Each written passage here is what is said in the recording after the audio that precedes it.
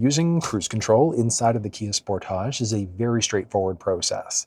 There's only a single type of cruise control though, and that's the same way for most Kia vehicles. You're either going to have normal cruise control inside of some lower trims, but the majority of them are going to be adaptive cruise control. And that's your set it and forget it cruise or smart cruise control.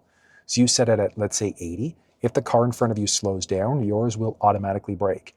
They change lanes, you change lanes, it's going to pick you back up to your previously set speed. And then actually using the system is done with the buttons along the left-hand side here. So specifically, these ones here. So what you would do is toggle the system on this way. It's saying conditions not met because I'm parked right now, but if you were driving, you'd tap this and it would set you at your current speed, at least 30 kilometers an hour, so about 20-ish miles per hour to activate the system. From there, you can increase or decrease 1 kilometer, 1 mile per hour at a time by going up and down. You can push and hold up or push and hold down in order to increase, decrease at larger increments. You can hit the brake to temporarily pause, cancel your speed. You can push the button in the middle there to pause or temporarily cancel your speed, and then push again in order to resume your previously set speed. And then there's also this one, which is a distance indicator.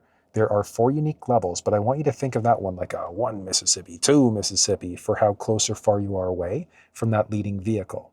I'm personally okay level 1 most of the time, but you might want to be on level 2, 3, or 4, just depending on your own personal comfort level. Now, there are some things that you can adjust, though, inside of the infotainment system. So if you go to your vehicle setup down low there, and then you're just going to tap Vehicle, Driver Assistance, that's going to pull you up to the screen, and we want Driving Convenience. Smart Cruise Control. So you can have it learn based off of your style, but you can also control the distance. So how close or far are you away from the leading vehicle? So you can adjust it at 4 levels that way, or by using the button along the steering wheel there.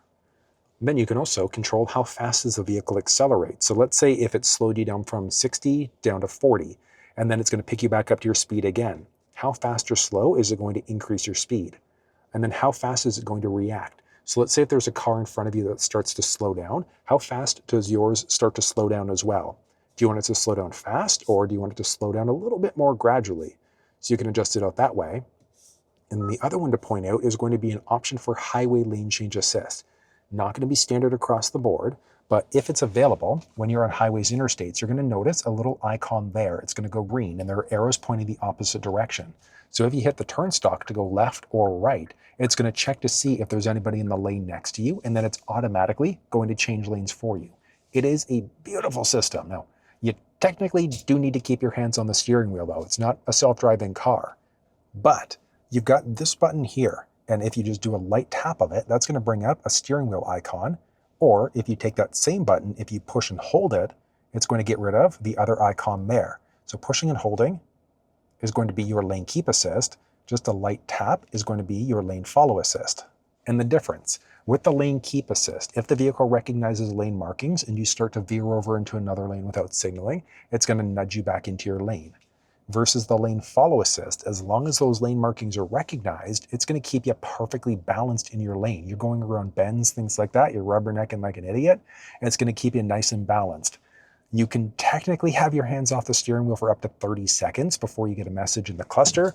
I just don't recommend driving without your hands on the steering wheel. It's just that just in case scenario. So let's go through a live demonstration and I'll show you how this system actually works. This Sportage is the X-Line Limited, which is the SX Prestige or the X Pro equivalent down in the US. So things like the blind spot view monitor, the head-up display, things like that are not standard across the vehicle lineup. But let's go ahead and use this system. There we go. So cruising right now, and I'm going to toggle the system on. And this is perfect. So if you're coming up to a red light and there's nobody in front of you, you have to brake yourself. But we're on a 50 road, so if I just push and hold, it's going to bring me up to a 50 speed. If it's not speeding up fast enough, hit the accelerator pedal in order to be able to speed up a little bit faster. You've got your distance indicator, so those 4 unique levels. How close or far are you away from the leading vehicle? You can pause in the middle there to pause your speed, push again in order to resume your previously set speed. But it's really simple using the system here. Now it does recognize the lane markings, so you can see here, actually if we go down to one of our other pages here, are blind spot systems. So you can see the vehicles recognize that somebody's in the blind spot there, along with the head-up display.